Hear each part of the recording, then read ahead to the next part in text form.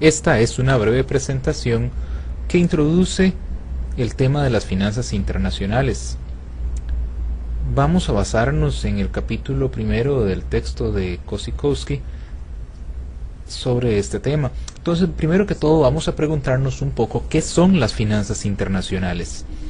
Básicamente, las finanzas internacionales consisten en un área del conocimiento que combina elementos de dos otras áreas fundamentales. Una es la economía internacional. O sea, cuando hablamos de economía internacional, estamos hablando de que nos referimos a los regímenes cambiarios, al sistema monetario internacional, los procesos de ajuste que están involucrados en la balanza de pagos, todos los factores que determinan los tipos de cambio, las condiciones de paridad, etc. Y el segundo elemento que combinan las finanzas internacionales son las finanzas corporativas, o sea, lo relacionado con los mercados financieros internacionales, todo lo que se refiere a las operaciones internacionales a nivel mundial, lo relacionado con el riesgo cambiario, o sea, el riesgo de realizar transacciones que impliquen más de una moneda, la financiación internacional, la inversión en portafolios internacionales, entre otros aspectos. Cuando combinamos entonces la economía internacional con las finanzas corporativas, entonces estamos hablando de finanzas internacionales. Las finanzas internacionales entonces se dan básicamente porque tenemos diferentes monedas en los países, porque tenemos diferentes mercados. Aparecen elementos que diferencian las reglas del juego de un país a otro, como es el caso de la legislación laboral, de lo tributario, ¿no?, entre otros elementos. Lo cual se da básicamente porque vivimos en un mundo tremendamente globalizado. Una globalización que es económica, que es financiera, que es política, cultural, que es ambiental, y lo vemos como en la actualidad cada vez tenemos un mayor nivel de comercio a nivel internacional, como cada vez transamos más bienes y servicios a nivel internacional, como tenemos grandes flujos de inversión extranjera, como a nivel político lo que ocurre en un país afecta significativamente a los otros. En lo cultural vemos como la televisión, la internet, como el cine, en fin, diferentes aspectos que afectan la cultura de los países. En lo ambiental también tenemos pues que los fenómenos ambientales no son tan localizados, sino que muchos de ellos son globales. Entonces esta globalización es un proceso de integración que nos va llevando a un solo mercado. Vemos entonces cómo el incremento del comercio se ha dado en un crecimiento increíble durante las últimas décadas, a tal punto que la integración ha llegado a ser tal que ya es falso aquello de que un producto dice hecho en México o hecho en Estados Unidos, porque en realidad un producto no es hecho en un solo país. Puede ser diseñado en ese país, o puede ser que tenga materias primas de otro país, o podría ser ensamblado en otra nación. Entonces tenemos que ya prácticamente no hay un producto que sea enteramente nacional. Cada día vemos más empresas transnacionales y multinacionales. De hecho, que el volumen de producción de estas empresas ha llegado a ser enorme, inclusive superior al Producto Interno Bruto de muchos países. Y tenemos que cada vez tiene una mayor importancia el papel que juegan los mercados financieros internacionales. O sea, cada vez vemos cómo los flujos de inversión, cómo vemos que un fondo de inversiones, por ejemplo, busca diversificarse y entonces no solamente invierte a nivel nacional, sino que busca invertir en diferentes mercados para tratar de reducir el riesgo, y entonces empiezan a integrarse cada vez más con la economía internacional. La globalización, tenemos una serie de aspectos positivos, pero también algunos que podríamos decir negativos, en el sentido de que la globalización nos produce un mayor nivel de comercio, lo cual nos permite disfrutar de los beneficios del comercio. Toda aquella teoría de la ventaja comparativa que nos dice que podemos adquirir los bienes importados de otra nación a un costo relativo inferior, lo cual produce entonces una ventaja especialmente para los consumidores de los diferentes países. Estos beneficios del comercio se traducen en un mayor crecimiento económico.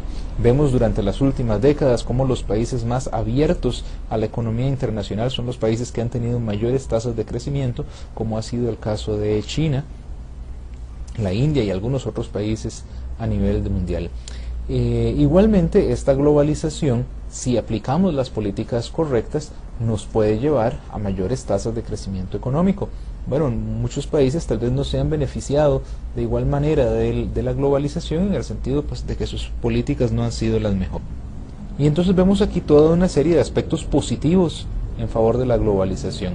Pero por otro lado tenemos que la globalización, al estar más integrados, nos lleva muchas veces tal vez a una mayor volatilidad, a que hayan mayores crisis financieras, y que esa crisis financiera no afecte a solo una nación, sino que afecte a muchas, o a veces casi al planeta entero.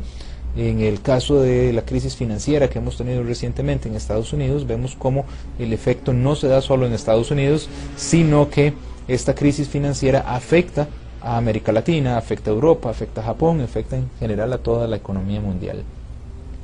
Y entonces tenemos todo un movimiento en oposición a la globalización, que nos dice, bueno, que la globalización no es tan buena como en principio parece.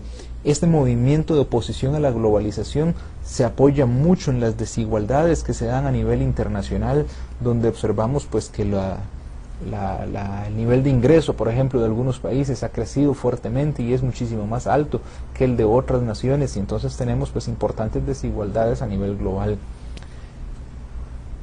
Y entonces aquí tenemos pues toda una corriente de aspectos, llamémoslos negativos, que de alguna manera vienen a ser críticas a la globalización, donde destaca pues la volatilidad, ¿verdad?, el contagio que se da de país a país, el incremento en la desigualdad.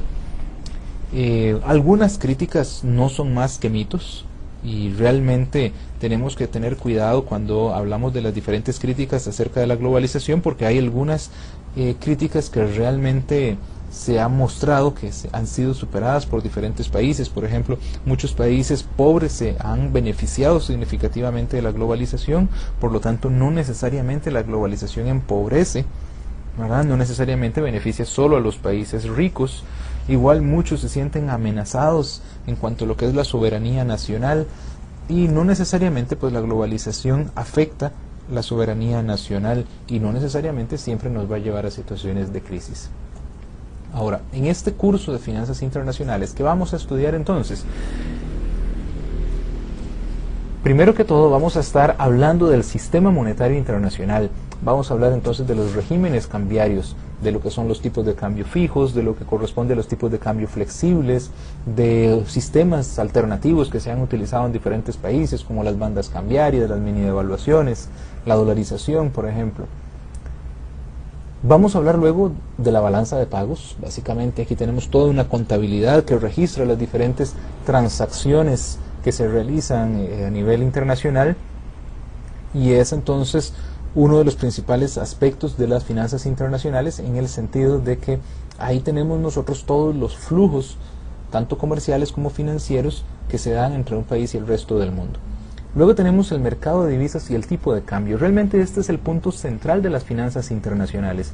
No hablaríamos mucho de finanzas internacionales, o prácticamente nada, si los tipos de cambio no fluctuaran y si los países no tuvieran diferentes monedas. Entonces, si todos los países tuviéramos la misma moneda y si todos los países tuvieran tipos de cambio fijos, realmente las finanzas internacionales no tendrían mucho que hacer. Pero como cada país tiene su propia moneda, como cada país determina su tipo de cambio de modos diferentes y corresponde a mercados distintos, entonces ahí aparece el campo de estudio de las finanzas internacionales.